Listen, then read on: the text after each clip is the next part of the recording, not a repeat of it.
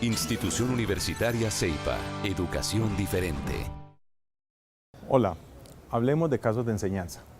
Los casos de enseñanza son un método pedagógico no dogmático que concentra su enfoque en el estudiante.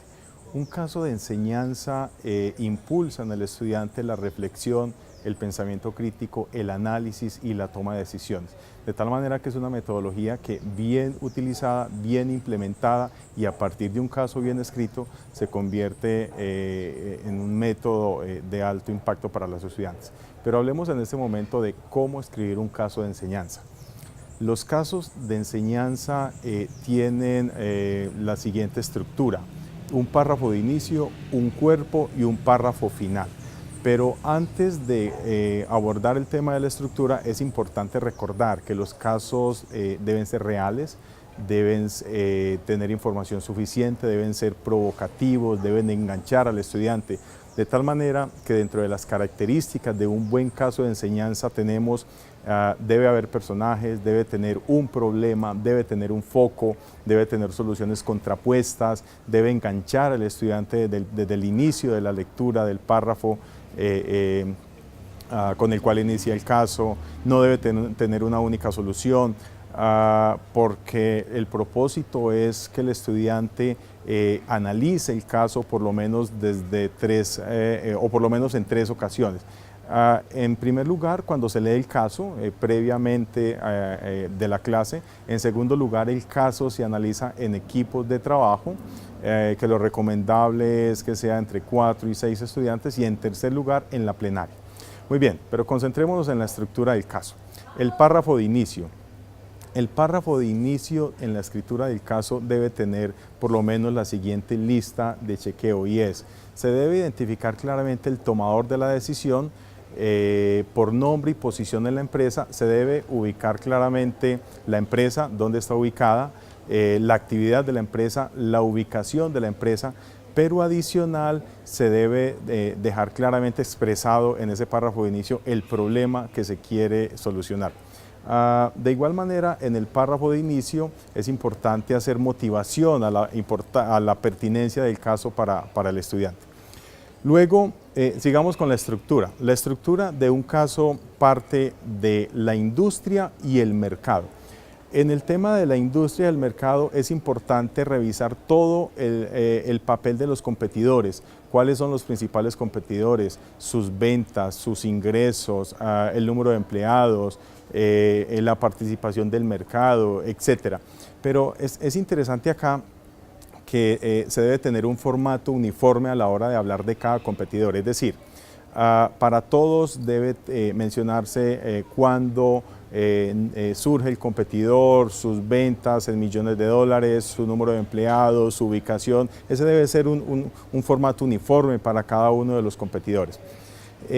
Una vez se ha trabajado el tema de la industria, los competidores, dentro de la estructura del caso, en el cuerpo del caso, debemos ya empezar a hablar de la empresa. En la empresa podríamos dividir la escritura en las siguientes fases. Primero, hablar de los antecedentes.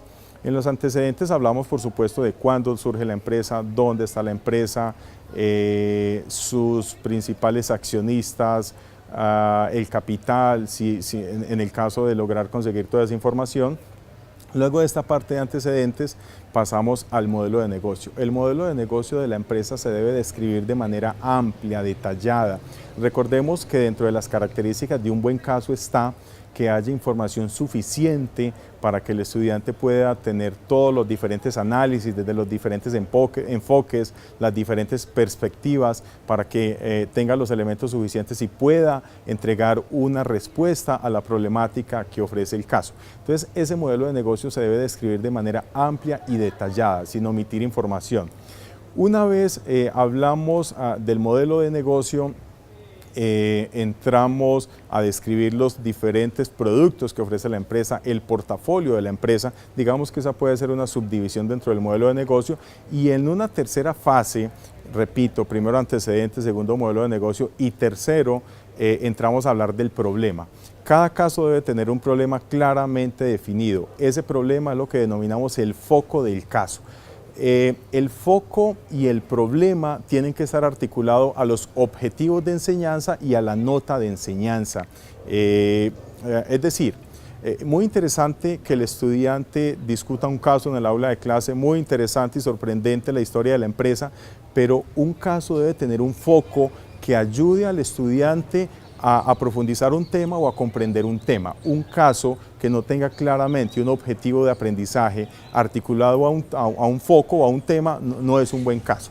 Entonces, en esa última fase, dentro de la estructura de la empresa, vamos a hablar del problema. Ese problema puede estar asociado de manera muy puntual a una temática, a una disciplina del conocimiento. Bien puede ser la economía, bien puede ser las finanzas, puede ser el marketing, puede ser un tema de precios, un tema de ventas, un tema de competitividad, etc. Debemos detallar de manera muy precisa el foco y dentro de toda la estructura del caso tener la información suficiente para que el estudiante pueda dar respuesta a la problemática asociada a ese foco.